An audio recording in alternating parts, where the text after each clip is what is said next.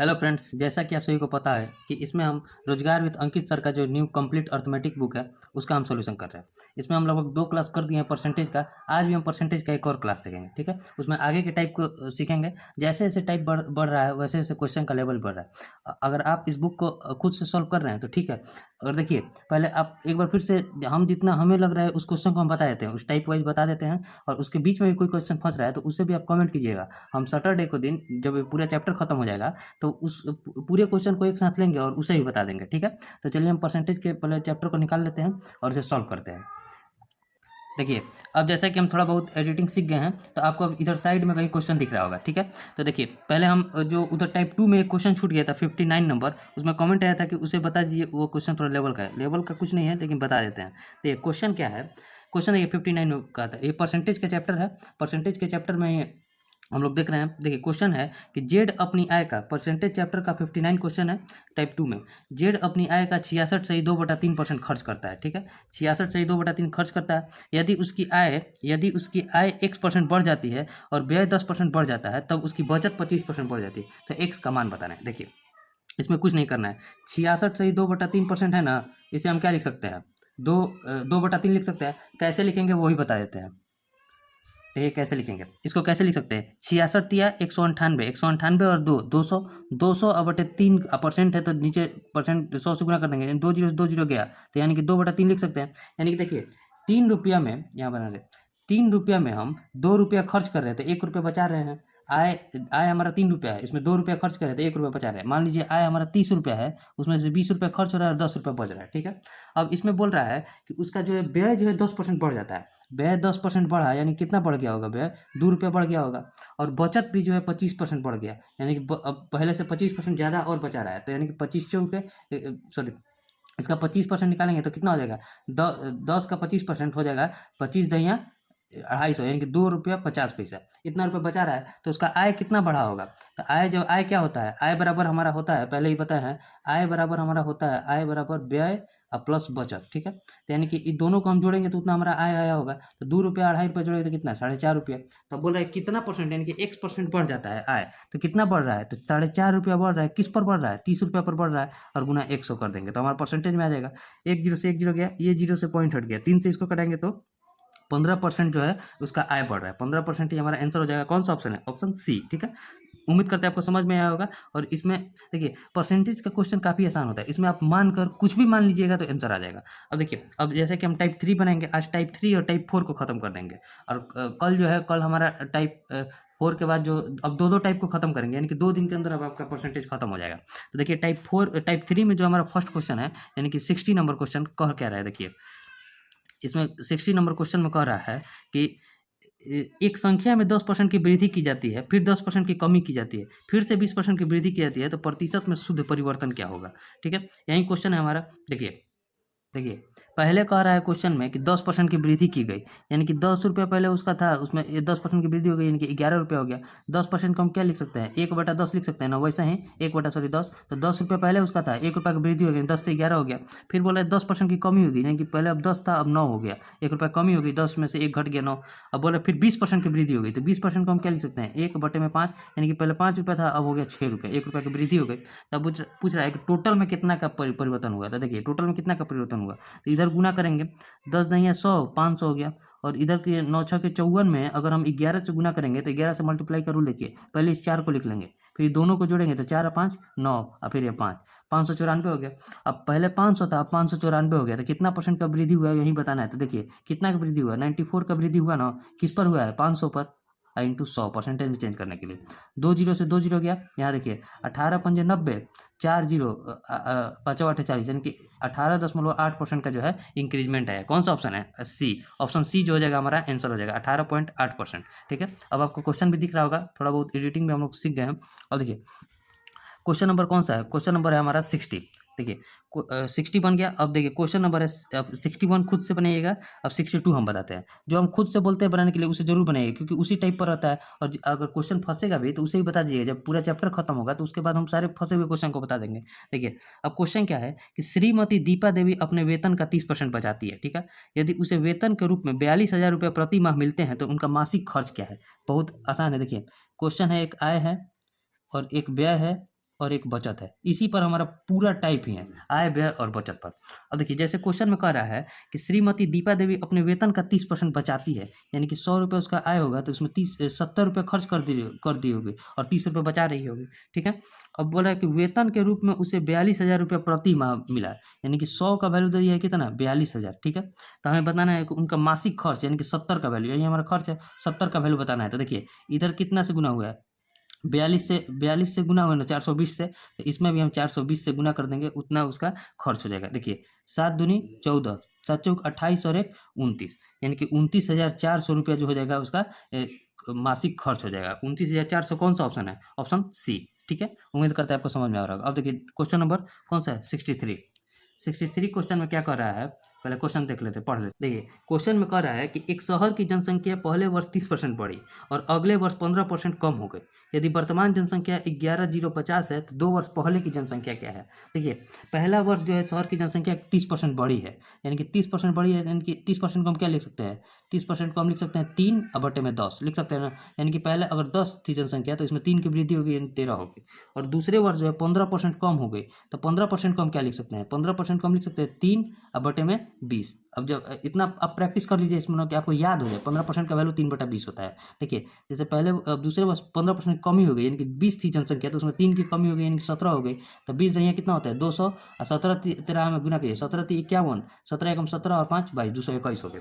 अब बोल रहा है कि वर्तमान जनसंख्या 11,050 है तो 2 वर्ष पहले की जनसंख्या क्या थी, यानी कि देखिए अगर अभी की जनसंख्या 11,050 है, यानी कि इसका वैल्यू दिया है, तो 2 वर्ष पहले की जनसंख्या यानी कि इसका बताना था। देखिए इसका वर्तमान जनसंख्या तो हमारा ये हो गया 221 का वैल्यू दे दिया है कितना, 11,050, तो हमें 200 की यानी कि 2 वर्ष की पहले की जनसंख्या यही होगी, तो इसी का वैल्यू बताना है। देखिए 11,050 अब बटे में 221 गुना 200, ठीक है। अब देखिए कटाइए, 221 से इसको कटाएंगे तो कट जाएगा, 2 × 5 = 1,000, 21 × 5 = 105, एकदम 50 मिनट में कट जाएगा, ठीक है। 50 में से 5 दूनी 10, 10 पर 1 2 3 0, यानी कि 10,000 जो हो जाएगी 2 वर्ष की पहले की जनसंख्या हो जाएगा। 10 वर्ष कौन सा ऑप्शन है, ऑप्शन ए, ठीक है। उम्मीद करते हैं आपको समझ में आएगा।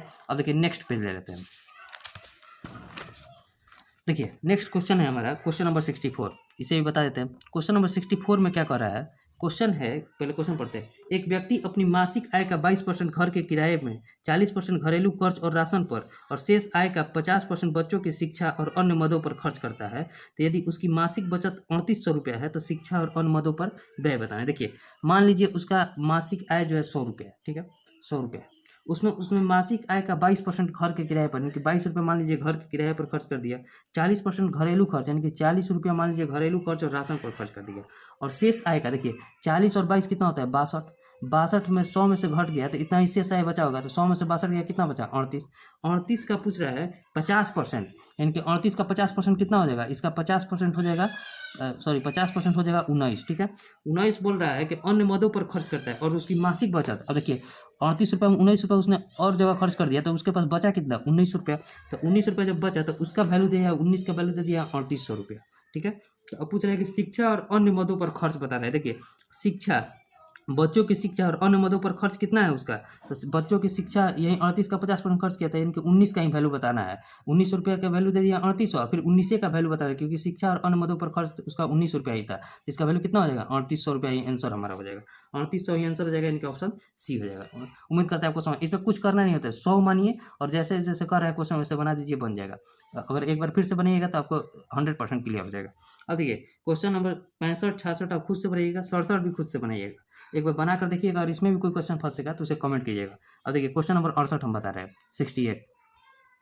क्वेश्चन क्या है, क्वेश्चन है कि यदि किसी लंब वृत्तीय बेलन की आधार की त्रिज्या में 20% की वृद्धि होती है और उसकी ऊंचाई में 30% की कमी होती है तो आयतन में हुई प्रतिशत वृद्धि। देखिए बेलन का आयतन के पहले क्या होता है, तो बेलन का आयतन होता है πr² इंच, यानी कि 2 बार त्रिज्या पर इफेक्ट पड़ेगा और 1 बार ऊंचाई पर इफेक्ट पड़ेगा। तो देखिए बेलन के आधार की त्रिज्या में 20% की वृद्धि हो रही है, यानी कि 2 बार त्रिज्या बड़ा होगा, 20% को हम क्या लिख सकते हैं, पहले देखिए 20% को हम लिख सकते हैं 1/5, यानी कि पहले 5 से त्रिज्या होगी 6, तो 2 बार त्रिज्या बढ़े यानी कि फिर 5 से 6 हुई होगी, और 1 बार ऊंचाई पर इफेक्ट पड़ रहा है, यानी कि ऊंचाई में 30% की कमी हो रही है, तो 30% को क्या लिख सकते हैं 3/10, पहले 10 थी ऊंचाई तो अब 3 घट गया, यानी कि 7 हो गई ऊंचाई। तो हमें बताना है कि ओवरऑल इफेक्ट क्या होगा, तो कुछ नहीं, इस तीनों में गुना करेंगे तो 50 25 दहिया 250, अच्छा जाएगा 36, 36 में 7 से गुना कीजिए, 36 में जब हम 7 से गुना करेंगे तो 7 छंग 42, 7 तेरी 21 और 4 25, 252 हो गया। तो अब पूछ रहा है कि कितना का वृद्धि या कमी हुआ है, तो देखिए यहाँ वृद्धि हो रहा है ना, कितना का वृद्धि हो रहा है, 2 का वृद्धि हो रहा है, किस पर, 250 पर और गुना 100, ठीक है। 0 से 0 कट गया, 5 से कटाएंगे तो 5, 5 से कटाएंगे तो 2, यानी कि 4 बटे में 5 लिख सकते हैं ना, 4/5 को हम क्या लिख सकते हैं, 0.5% का 0.8% का जो है इंक्रीजमेंट आया है ना, 0.8%, क्योंकि 250 से 252 है तो इंक्रीज हुआ है, इंक्रीज कितना हुआ है 0.8%। कौन सा ऑप्शन है, ऑप्शन सी। उम्मीद करते हैं आपको समझ में भी आ रहा होगा। अब इसी पर देखिए, इसी पर आपका 69 नंबर क्वेश्चन है, तो 69 आप खुद से बनेगा। अब देखिए 70 हम बताते हैं, क्वेश्चन नंबर 70। क्वेश्चन है कि देखिए क्वेश्चन क्या है, क्वेश्चन है कि एक किसी संख्या को पहले 16% और फिर से 14% बढ़ाया जाता है, इस प्रकार प्राप्त संख्या को 30% घटाया जाता है, तो मूल संख्या में हुई वृद्धि या गिरावट। देखिए वैसा ही सेम क्वेश्चन है, पहले 16% बढ़ाया गया, ठीक है। मान लीजिए 16% को हम क्या लिख सकते हैं, 16% को हम लिख सकते हैं 4/25। देखिए 16/100 करेंगे ना, अब माइंड में ज़्यादा कैलकुलेशन कीजिए, 16/100 करेंगे तो 4 से 4 कटेगा 16 और 4 से 25 मतलब कटेगा 100, यानी कि पहले 16% का वृद्धि किया गया ना, 16% और 14% बढ़ाया गया, यानी कि 25 से जो है संख्या कितना हो गई, 25 4 29 हो गई, ठीक है। अब देखिए अगला क्वेश्चन में कह रहा है कि इस पर फिर 14% बढ़ाया गया, तो 14% को हम क्या लिख सकते हैं, 14% को हम लिखेंगे 7/50 लिख सकते हैं, यानी कि 50 से जो है संख्या कितना कर दिया गया 57। अब देखिए अगले क्वेश्चन में कह रहा है कि फिर 30% घटाया जाता है, 30% को हम क्या लिख सकते हैं, 3/10, आपको याद भी हो गया होगा, तो यानी कि 10 से जो है घटाकर 7 कर दिया गया, ठीक है। अब देखिए इसमें गुना कीजिए तभी शुद्ध हमारा निकलेगा, तो देखिए 25 5 125 लिख सकते हैं, 125 पर 1 और 1 2 0, 125 पर 2 0 हो जाएगा। अब देखिए इधर कटने वाला होगा तो कटा भी सकते हैं, लेकिन कट नहीं रहा है। अब देखिए 29 में हम 7 से गुना करेंगे, फिर 57 से गुना कर देंगे, 29 7 कितना होता है, 9 7 63, ठीक है, 9 7 63 और 7 दूनी 14 और 6 20, यानी कि 203 में हम 57 से फिर गुना करेंगे, तो देखिए गुना कीजिए, एक लाइन में गुना कीजिए, 7 तेरी 21, 20 7 140 और 15, 140 15 155, 155 और 2 157, हाथ में लगा 15, 20 5 100 और 15 115, यानी 115, देखिए 115 71 हो गया। अब देखिए इसमें क्या हुआ है, इसमें देखिए गिरावट हुआ है, पहले 12,500 था, अब 11,571 हो गया, 20 5 100 और 100 15 115, गिरावट हो गया है। कितना का गिरावट हुआ है देखिए, तो देखेंगे तो 10 में से 1 गया 9, 9 में से 7 गया 2, 14 में से 5 गया, 14 में से 5 गया, कितना बचा 9। अब यहाँ देखिए 14 में से 5 गया 929 का गिरावट हुआ है, किस पर गिरावट हुआ है, 125 यानी कि 12,500 पर, और गुना 100 से कर देंगे, यहाँ डिक्रीजमेंट हुआ है, तो यानी कि 2 जीरो से 2 जीरो कट गया, इसको कटाइए, इसको कटाएंगे तो कितना हो जाएगा, 125 में जब हम 929 से भाग देंगे, तो देखिए भाग दीजिए, जब 125 में हम 929 से डिवाइड करेंगे तो कितना हो जाएगा हमारा, 125 में 8 से ले जाएंगे तो ज़्यादा हो जाएगा, तो 7 से ले जाएंगे, 7 से ले जाइए, 7 पंजे 35 और बरसात है 84 या 3 87, 875 हो जाएगा हमारा। 9 में से 5 गया 4, 12 में से 5 7 गया, 12 में 7 गया 5, यानी कि 7 दशमलव कुछ आएगा, तो 7% की गिरावट एक ही में। देखिए ऑप्शन क्या क्या है, 6% इंक्रीजमेंट नहीं होगा, 9% डिक्रीज, 9% नहीं आ रहा है, 7% डिक्रीज, यानी कि लगभग में यही हमारा हो जाएगा, 7% डिक्रीज, यानी कौन सा ऑप्शन हो जाएगा, ऑप्शन बी। तो यहाँ हमारा आंसर हो जाएगा ऑप्शन सी। ऑप्शन डी में तो न कोई वृद्धि, यहाँ तो कमी हो रही है ना, तो 7% की गिरावट हो रही है, तो ऑप्शन सी हो जाएगा। अब देखिए 71 क्वेश्चन खुद से बनेगा, क्योंकि वो लंब आधार पर ही है, जो हम बताए थे बेलन के आधार पर ही है, आयत में दिया है इसमें। अब देखिए 72 हम बताते हैं, 72 नंबर क्वेश्चन में क्या कह रहा है, क्वेश्चन है कि एक त्रिभुज के आधार में 40% की वृद्धि की गई, ठीक है, इसकी ऊंचाई में कितने परसेंट की बढ़ाई जानी चाहिए ताकि क्षेत्रफल में 60% की वृद्धि हो।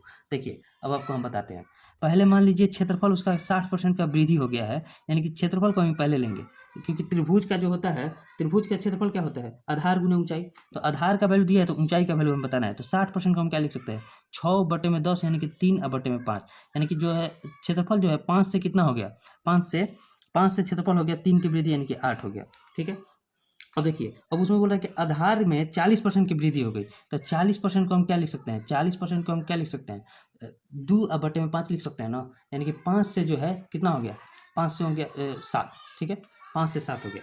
अब देखिए इसमें बोल रहा है कि क्षेत्रफल में 60% की वृद्धि हो गई है, तो इसमें बोल रहा है कि ऊंचाई में कितना परसेंट की वृद्धि हुई है, ऊंचाई में, तो देखिए ऊंचाई में अगर देखा जाए तो कितना परसेंट की वृद्धि की गई है। पहले देखिए अगर हम 5 से, यहाँ क्षेत्रफल देखिए 8 आ गया है, यहाँ क्षेत्रफल 7 है, अगर ऊंचाई में वृद्धि हुआ है तभी ना यहाँ वृद्धि हो गया है। यहाँ देखिए यहाँ जब समान है तो यहाँ वृद्धि हुआ है ऊंचाई में, तभी जाकर वृद्धि हुआ है। देखिए कितना का वृद्धि हुआ है, 1 का वृद्धि हुआ है ना, किस पर वृद्धि हुआ होगा, 7 पर, 7 पर वृद्धि है, क्योंकि ये हमारा त्रिज्या है, ये हमारा आधार आधार बेस है, ये हमारा क्या है एरिया। तो जब एरिया है तो बेस बेस है, अगर बराबर नहीं क्या हमारा बराबर होगा 5 से 8 यहाँ एरिया है, यहाँ 5 ही एरिया। तो देखिए तो एक का एरिया बड़ा है ना, बड़ा है, ऊंचाई ऊंचाई ही बड़ा होगा क्योंकि यहाँ त्रिज्या तो बढ़ाया गया था और ऊंचाई बड़ा होगा, तो एक बड़ा होगा किस पर 7 पर, और गुना 100 कर देंगे, ये हमारा ऊंचाई का आ जाएगा। 100/7 को क्या लिख सकते हैं 14×7 = 98, ठीक है। 14×7 = 98, 2 जीरो, 7 दूनी 14, 6 जीरो, 7×8 = 56, यानी कि 14.28% ही हमारा जो हो जाएगा आंसर हो जाएगा। 14.28% पे एक ही ऑप्शन है, ऑप्शन ए। देखिए यहाँ फिर से एक बार फिर से समझाते हैं। यहाँ देखिए ये एरिया बड़ा है 5 से 8, ठीक है, और जो आधार बड़ा है 5 से 7 बड़ा है। तो जब एरिया यहाँ 8 है, यहाँ एरिया 7 ही है, तो एरिया को बढ़ाना पड़ेगा, यहाँ यहाँ जो है ऊंचाई को ही बढ़ाना पड़ेगा, क्योंकि अब ऊंचाई ही बढ़ेगा क्योंकि त्रिज्या तो आधार तो बढ़ गया है। त्रिभुज का क्षेत्रफल क्या होता है, त्रिभुज का क्षेत्रफल होता है 1/2 इंटू आधार इंटू ऊंचाई, ठीक है। तो यहाँ आधार तो बढ़ गया, तब ऊंचाई ही बढ़ाना पड़ेगा। तो ऊंचाई देखिए 7 से 8 करने के लिए ऊंचाई को 1 बढ़ना पड़ेगा, किससे 7 से गुना 100, परसेंटेज में चेंज कर देंगे 14.28%, यानी कि 14.29% जो ऑप्शन में है ये हमारा आंसर है। ठीक, उम्मीद करते हैं आपको समझ में आया होगा। अब देखिए नेक्स्ट लेते हैं। अब देखिए नेक्स्ट क्वेश्चन जो है हमारा 72 बन गया, 73 बनाइएगा, हम 74 बनाते हैं। 74 में देखिए क्या कर रहा है, क्वेश्चन में कर रहा है, क्वेश्चन पढ़ते हैं। क्वेश्चन कि एक संख्या को पहले 10% घटाया जाता है और फिर 10% बढ़ाया जाता है, तो प्राप्त संख्या मूल संख्या से 100 कम है, तो मूल संख्या क्या है। देखिए पहले संख्या को 10% घटाया गया और फिर संख्या को 10% बढ़ाया जाता है, यानी कि पहले 10 से जो है घटाए रहे हैं 9 कर रहे हैं और फिर 10 से 11 कर रहे हैं, यानी कि टोटल ओवरऑल 100 से हम जो है 99 कर रहे हैं। तो क्वेश्चन में दिया है कि 100 कम हो जाता है मूल संख्या से, यहाँ कितना कम हो रहा है 1 कम हो रहा है, और 1 का वैल्यू दे दिया है 100, तो हमें मूल संख्या बताना है। मूल संख्या क्या है हमारा 100 है, तो 100 का वैल्यू बता देंगे, तो 100 गुना 100 कर देंगे, यानी कि 100 का स्क्वायर कितना होता है 10,000, जो हमारा मूल संख्या होगा वो कितना होगा 10,000 होगा। सोचिए इसको भी बता दे, ठीक है। ये सारे लेटेस्ट क्वेश्चन है, ये भी देखिएगा सारे जो क्वेश्चन है वो प्रीवियस ईयर के हैं। जैसे ये क्वेश्चन जो है अभी सीपीओ 16 मार्च 2019 का था, इससे पहले वाला जो था सीजीएल 13 अप्रैल 2022 का क्वेश्चन था, ठीक है। तो इसे भी जरूर ध्यान रखिएगा कि आप सारे जो है लेटेस्ट क्वेश्चन बना रहे हैं और प्रीवियस ईयर क्वेश्चन बना रहे हैं, ठीक है। अब देखिए क्वेश्चन नंबर 72 बन गया, 74 बन गया। अब देखिए 75 आप खुद से बनाइएगा, 76 भी आप खुद से बनाइएगा, क्योंकि ये सारे इजी प्रश्न है हमें लगा। अगर इसमें भी कहीं दिक्कत होगा तो उसे कमेंट कीजिएगा, ठीक है। एक ही बार जब पूरा चैप्टर खत्म हो जाएगा तो एक ही बार सारे कमेंट को लेंगे और टोटल क्वेश्चन को बता देंगे, ठीक है। अब देखिए क्वेश्चन नंबर हमारा जो है 77 है। अब क्वेश्चन 77 में क्या कह रहा है कि ये टाइप 3 का लास्ट क्वेश्चन है। देखिए क्वेश्चन है कि राम अपने धन का 12.5% नुकसान होता है, ठीक है। धन का 12.5% उसका नुकसान हो जाता है और शेष का 75% खर्च करने के बाद उसके पास 630 रुपये बचता है। तो राम के पास शुरू में कितना पैसा था, देखिए राम के पास शुरू में कितना पैसा था ये बताना था। देखिए 12.5% पहले उसका धन का नुकसान होता है, तो 12.5% को हम क्या लिख सकते हैं, 12.5% को हम लिख सकते हैं 12 दूनी 24 और एक 25/200, ठीक है। 25/200 यानी कि 1/8। 8 रुपया में देखिए समझिए 8 रुपया में जो है उसका 1 रुपया नुकसान हो गया, तो बचा इसके पास कितना 7 रुपया बचा, ठीक है। अब उसमें बोल रहा है कि शेष का 75%, तो शेष का 75% निकालने से पहले पहले मान लीजिए उसके पास 80 रुपया शुरुआत में था, 10 रुपया उसका नुकसान हो गया, 70 रुपया बचा। अब शेष जो है 70 रुपया उसके पास बचा है, उसका 75%, 75% को हम क्या लिख सकते हैं 75/100 कितना हो जाएगा 25 से 3, 25 से 4, यानी कि 17×3=21, 210/4 लिख सकते हैं।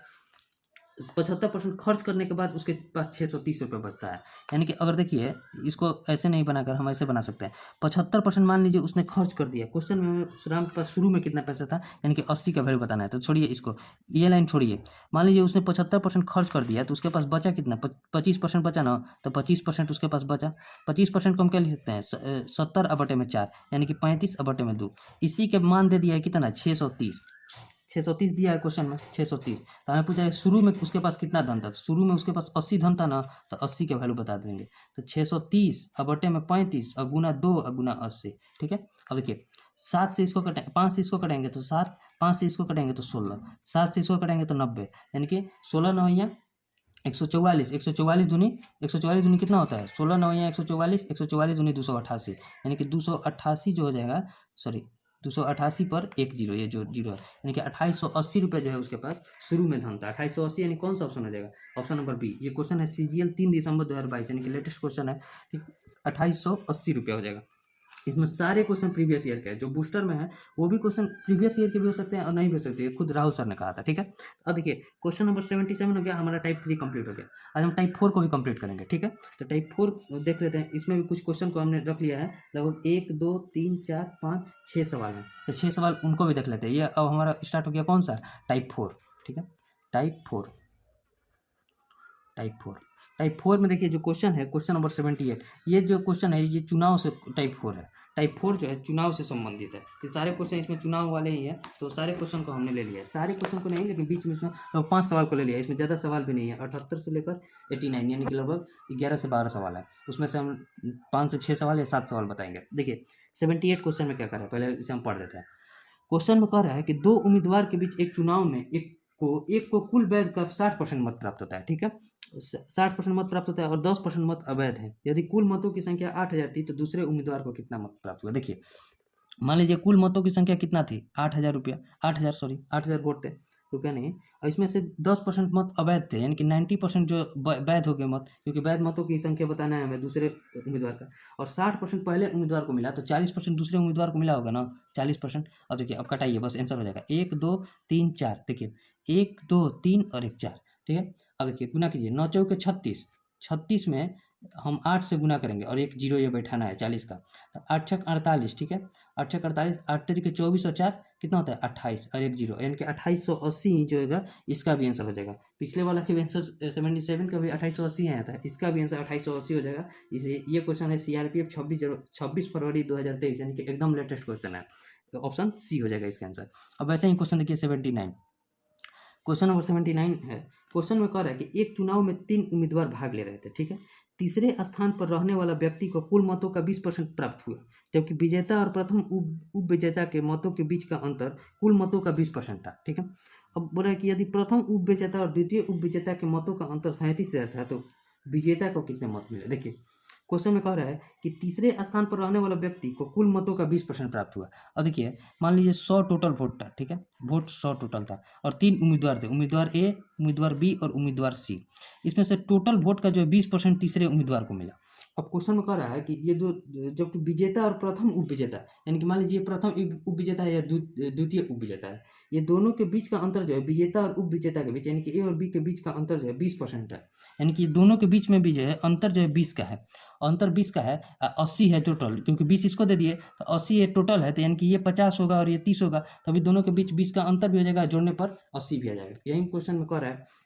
यहाँ कुछ दिमाग लगे, देखिए 100 में से 20 वोट इसको मिले सी को, और दोनों का 80 वोट मिले होंगे, लेकिन दोनों के बीच का अंतर 20 दिया है, तो 50 और 30 मिले होंगे, विजेता को 50 और उप विजेता को, प्रथम उप विजेता को 30, ठीक है। अब देखिए कह रहा है प्रथम उप विजेता को जो है प्रथम उप विजेता और द्वितीय उप विजेता का मतों का अंतर 37,000 है, यानी कि 30 और 20 का अंतर दे दिया है 10, 10 का वैल्यू कितना दे दिया है 37,000, ठीक है, 37,000। तो अब पूछ रहा है कि विजेता को कितने मत मिले, यानी कि 50 का वैल्यू पूछ रहा है। तो यहाँ देखिए 10 का वैल्यू जब 37,000 है तो 50 का वैल्यू कितना हो जाएगा, 37 से हम गुना करेंगे, 5 7 35, ठीक है, 5 3 15, 5 3 15 और 3 18, यानी कि 185 वाला जो हो जाएगा हमारा आंसर हो जाएगा। तो कौन सा ऑप्शन है 185 पर 3 जीरो, एक ही ऑप्शन है, ऑप्शन 3, 185,000 ही जो हमारा आंसर हो जाएगा। 1,85,000 जो हो जाएगा विजेता को वोट मिला था। उम्मीद करते हैं आपको समझ में आ रहा होगा, ठीक है। यहाँ आपको अगर ऑप्शन तो दिख ही रहा होगा। अब देखिए नेक्स्ट क्वेश्चन 79 हो गया हमारा। अब 81 बताएंगे, ठीक है। 80 आप खुद से बनाइएगा, 80 आप खुद से बनाइएगा, 81 हम बता रहे हैं। 81 में देखिए क्या कर रहा है, क्वेश्चन नंबर 81, ठीक है।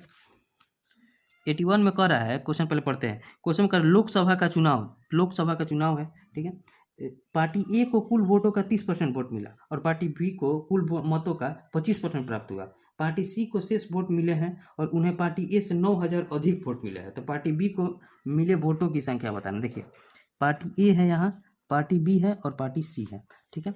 अब देखिए इसमें कह रहा है क्वेश्चन में कि कुल वोटों का 30%, यानी कि 30 वोट ए को मिले हैं और बी को कुल मतों का 25%, यानी 25 वोट इसको मिले हैं। अब इसमें कह रहा है शेष पार्टी को, यानी 30 25 50 25 55, तो 45 वोट इसको मिले होंगे, यानी कि टोटल वोट हमारा 100 होगा, मान कर चलते हैं, ठीक है। अब इसमें बोल रहा है क्वेश्चन में कि ए से जो है सी 9,000 वोट अधिक है, यानी कि ए से अधिक 9,000 वोट मिला है, तो यहाँ कितना अधिक है 15 का वैल्यू दे दिया है 9,000, ठीक है। तो अब क्वेश्चन में कह रहा है कि पार्टी बी को मिले वोटों की संख्या, यानी कि 25 का वैल्यू बताना है। तो देखिए 9,000 अब बटे में 15 और गुना में 25, 15 से कटेंगे, 15 छक्का 90, 25 छक्का 150, 150 पर यानी कि 15,000 जो है वोट बी को मिले हैं। 15,000 कौन सा ऑप्शन है, ऑप्शन बी। क्वेश्चन है CHSL 10 मार्च 2023 का, ठीक है। उम्मीद करते हैं आपको समझ में भी आया होगा। इसमें जो चुनाव वाला क्वेश्चन होता है काफ़ी ईजी होता है, मतलब लगभग सारे कॉन्सेप्ट क्लियर है, तो सारे क्वेश्चन आपके लिए ईजी है। और ये क्वेश्चन नंबर 82 में क्या है, क्वेश्चन में कह रहा है कि एक चुनाव में उम्मीदवार एक्स को कुल वैध मतों के 70% मत मिले, ठीक है। यदि कुल मतों के 20% मतों को अवैध घोषित कर दिया गया और मतों की कुल संख्या 6,40,000 हो, तो इस उम्मीदवार के पक्ष में पड़े वैध मतों की गणना करें। अब देखिए क्वेश्चन में कह रहा है कि एक चुनाव में उम्मीदवार एक्स को कुल वैध मतों के 70% मत मिले, ठीक है। मान लीजिए 70% मत मिले हैं, एक्स है एक मान लीजिए, और दूसरे को हम मान लेते हैं वाई जो उसके विपक्ष में है, ठीक है। अब उसमें बोला कुल वैध मतों का 70% मत मिला और कुल मतों के 20% मत अवैध घोषित किया गया। यदि मतों की कुल संख्या 6,40,000 है तो उस उम्मीदवार के पक्ष में पड़ेगा, वाई से कोई मतलब नहीं है। देखिए 6,40,000 जो है ना, 6,40,000 यही है, 6,40,000, इसमें जो है 20% मतों को अवैध घोषित कर दिया गया, यानी कि 80% जो है वैध मत होंगे, ठीक है। अब इसमें से भी कह रहा है कि उसको 70% मत मिले थे, यानी कि 70% मत मिले थे, यानी कि 70 का वैल्यू बता देना है। उसी का पक्ष में पूछ रहा है, विपक्ष में नहीं पूछ रहा है। तो देखिए कटाइए, 1 2 3 4, यहाँ 1 2 3 4 से कट गया। अब देखिए इकाई अंक से हो जाएगा आंसर, देखते हैं। 8 7 56, 56 चौके 6 चौके 24, इकाई अंक में तो एक ही में 4 है, तो कौन सा ऑप्शन हो जाएगा? 35 84 00, गुना करने पर इतना ही आएगा, 35 84 00। अगर गुना कीजिएगा तो इतना ही आएगा। इकाई अंक में तो एक ही के 4 है, क्योंकि और किसी का 4 नहीं है। 8 7 56, 6 6 चौके 24, यही आंसर हो जाएगा। आंसर हो जाएगा ऑप्शन ए, 3,58,400, ठीक है। उम्मीद करते हैं आपको समझ में आया। देखिए इसमें से 6,40,000 टोटल वोट था, जिसमें से 20% अवैध था, इनके 80% वैध था, और उसमें 70% उसे मत मिले थे। बस इसी को कटाना था और आंसर लाना था, ठीक है। अब देखिए अगला क्वेश्चन हम देख लेते हैं। 83 84 आप खुद से बनाइएगा, अगर क्वेश्चन फंसेगा तो उसे कमेंट कीजिएगा, जब जैसे ही पूरा चैप्टर खत्म होगा उसे भी बताएंगे, ठीक है। अब देखिए 85 हम बताते हैं। 85 में कह क्या रहा है, क्वेश्चन नंबर 85। क्वेश्चन में कह रहा है कि दो प्रत्याशियों के बीच हुए एक चुनाव में पात्र मतदाताओं में से 80% ने अपना वोट डाला और डाले गए 5% मतों को अवैध घोषित कर दिया गया, ठीक है। एक प्रत्याशी को 10,545 मत मिले, जो कुल वैध मतों का 75% था, ठीक है। तो अब पात्र मतदाताओं की कुल संख्या बताना। अब देखिए क्वेश्चन समझिए, क्वेश्चन में कह रहा है दो प्रत्याशियों के बीच हुए एक चुनाव में पात्र मतदाताओं में से 80% अपना मत डाला, ठीक है। यानी कि मान लीजिए उसमें से 5% मतों को अवैध घोषित कर दिया गया। एक प्रत्याशी को 10,545 मत मिले, जो कुल वैध मतों का 75% था। तो पात्र मतदाताओं की कुल संख्या बताना है, यानी कि 100% का हमें वैल्यू बताना है। देखिए एक ही बार में हम इसको आंसर लाने की कोशिश करें। मान लीजिए 10,545 वोट मिला है उसे, ठीक है, 10,545 जो कि क्वेश्चन में है। अब उसमें से जो है कुल वैध मतों का ये 75% है, तो यहाँ से हम 100% का वैल्यू निकालेंगे, यानी कि 75% का वैल्यू जब ये है तो 100% का वैल्यू ये हो गया हमारा। अब इसमें से भी देखिए 5% मत जो है अवैध घोषित किए गए हैं, यानी कि 5% जो मत है ये टोटल जो है 95% का ही वैल्यू है। तब टोटल मत कितने होंगे? 100%, ठीक है। और उसमें से भी जो है 80% ने अपना मत डाला है, यानी कि ये टोटल जो है 80% का वैल्यू है, यानी कि तो 100% का वैल्यू निकालेंगे तो बटा 80 करेंगे। अब देखिए क्वेश्चन आपको फिर से समझाते हैं। इसमें क्या किया जाता है कि मान लीजिए जो संख्या है 10,545, उसे ले लिए, और ये जो संख्या है ये कुल वैध मतों का यहाँ क्वेश्चन में दिया है ना कि 75% के बराबर है, यानी कि 75% के बराबर 10,545 है, तो 100% हमने यहाँ से टोटल वोट निकाल लिए, जो दोनों के वोट पक्ष में पड़ा होगा, ठीक है। अब इसमें से भी जो है 5% मत जो है अवैध घोषित किया है, यानी कि 95% ही वैध है, तो 100% निकाल लेंगे, वैध अवैध दोनों जुट जाएगा हमारा। और ये जो टोटल है इसमें ये 80% ही जो जनता है वो वोट देने गई है, तो 100% घर पर भी तो होगी 20% और, तो उस 20% को भी हम यानी कि 100% का वैल्यू निकाल लेंगे, तो ये टोटल हमारा हो जाएगा, टोटल वोट आ जाएगा। अब इसे यहीं कटाइए, देखिए पहले 10,545 है, 1 0 से ये 1 0 कट गया। अब देखिए तो 25 से इसको कटेंगे 3, 25 से इसको कटेंगे 4, ठीक। अब देखिए 5 से इसको कटेंगे 19 और 5 से इसको कटेंगे 20। अब कोई कटने वाला है? अब देखिए पहले 4 से इसको कटा देंगे 2 और 2 से इसको कटेंगे 10। अब 10 को ऐसे ही छोड़ देंगे। अब इसको कटाइए, 3 से इसको कटाइए, 35 तिया 105 और 15 तिया 45, यानी कि 35 और 15 मिनट में कट गया। अब 19 से इसको कटाइए, 19 से इसको कटाएंगे तो 19 से कटेगा तो कितना मिनट में? 19 से कम 19, हाथ में बचा कितना? 6 और 1, ठीक है, 6 और 1 19, एकम 19, 19 6 25, 6 1 61 बचा। और देखिए ठीक है, 19 से 1 कट जाएगा। अब देखिए 6 यहाँ 16 बचा, 161 बचा है, यानी कि 19 से कटेंगे तो 19 8 152। अब क्या बचा? 9 और 5 19 बचे 95, यानी कि क्या हो जाएगा आंसर? आंसर जो हो जाएगा हमारा वो 185 इधर बचा और 10 इधर है, यानी कि 185 में हम 10 से गुना करेंगे तो कितना हो जाएगा? और इसमें देखिए और कहीं 10 बच नहीं रहा है ना, और यहाँ देखिए एक ही जीरो कटा है, एक 10 यहाँ भी है, यानी कि 18,500 जो हो जाएगा हमारा टोटल वोट आ गया। 18,500 कौन सा ऑप्शन है? Option B. यहाँ अगर आप समझे होंगे तो ये क्वेश्चन एक ही लाइन में बन गया होगा। देखिए इसमें कुछ नहीं करना था, आपको समझा ही दिया है, एक बार फिर से देखिए अगर समझ में नहीं आया होगा। अब देखिए नेक्स्ट क्वेश्चन देख लेते हैं। अब लास्ट क्वेश्चन है, टाइप 4 का ये लास्ट क्वेश्चन है। क्वेश्चन नंबर कौन सा है? 88। इसके बीच में कोई क्वेश्चन फंसा होगा तो उसे कमेंट कीजिएगा बनाइएगा तो। 6 और 7, 86 और 87 खुद से बनेगा, 88 है। लास्ट क्वेश्चन है कि एक नगर निगम चुनाव में, मतलब एक निगम चुनाव में मेयर पद के लिए 2 उम्मीदवारों ने चुनाव में भाग लिया। एक उम्मीदवार को 40% मान्य मत प्राप्त हुए और 23% मत अमान्य थे। यदि कुल मतों की संख्या 21,000 थी तो दूसरे उम्मीदवार को मिले मतों की संख्या क्या थी? देखिए, नगर निगम चुनाव है, मतलब निगम चुनाव है, इसमें मेयर पद के लिए 2 उम्मीदवार थे, ठीक है। एक उम्मीदवार को 40% मान्य मत प्राप्त हुए और 23% मत अमान्य थे, ठीक है। 40% मत मान्य मत प्राप्त हुए और 23% मत मान्य थे। यदि कुल मतों की संख्या 21,000 थी, देखिए मान लीजिए 21,000 टोटल वोट थी, दूसरे उम्मीदवार का हमें बताना है, जिसमें से 23% मत अमान्य थे, यानी कि 77% जो है मत मान्य होंगे, ठीक है। 77%, इसमें से 40% पहले वाले को मिले तो 60% दूसरे वाले को मिले होंगे, ठीक है। अब इसी का वैल्यू बता देना है। अब देखिए इसका वैल्यू कितना हो जाएगा, ये 1 जीरो से ये 1 जीरो कटेगा और 1 जीरो से ये 1 जीरो कटेगा, ये 2 जीरो से ये 2 जीरो कट जाएगा। अब गुना कीजिए, इकाई अंक से हो जाएगा 2 7 6 1, इकाई अंक से हो जाएगा, यानी कि 7 7 छक 42, यानी कि इकाई अंक बचे जिसका 2 होगा वही आंसर हो जाएगा। तो इकाई अंक 2 किसका है? 9702, ऑप्शन ए जो हो जाएगा हमारा आंसर हो जाएगा। ऑप्शन भी देखते रहना है, इसी से टाइम बचता है। सिलेक्शन पोस्ट 11 फरवरी 2022 का क्वेश्चन है। अगर इकाई अंक अलग अलग सबका रहता है तो सोचिए वो क्वेश्चन बहुत ईजी है, इसमें आपको गुना करने की कैलकुलेशन का कोई जरूरत नहीं है। उम्मीद करते हैं आपको समझ में आया होगा, उम्मीद करते हैं आपको समझ में आया होगा। अब लास्ट क्वेश्चन जो 89 है वो खुद से बनेगा। अब इसके बाद जो कल है जो हम टाइप 5 बताएंगे, टाइप 5 में भी टाइप 5 और 6 बता देंगे। और उसके बाद जो बचेगा हमारा टाइप 5 और टाइप 6 बताने के बाद टाइप 7 बचेगा और टाइप 8 बचेगा, उसके बाद खत्म हो जाएगा। टाइप 5 और टाइप 6 बता देंगे तो फिर टाइप 7 टाइप 8 बचेगा, टाइप 8 बचेगा, फिर खत्म हो जाएगा। और उसके बाद जो जो भी क्वेश्चन फंसेगा हमारा उसे देख लेंगे एक बार, और पूरा परसेंटेज चैप्टर हमारा कंप्लीट हो जाएगा, ठीक है। उम्मीद करते हैं आपको समझ में आया होगा। अगर समझ में आया होगा तो इसे शेयर जरूर कीजिएगा ताकि और लोगों के पास भी वीडियो जा सके। मिलेंगे नेक्स्ट वीडियो में, तब तक के लिए जय हिंद।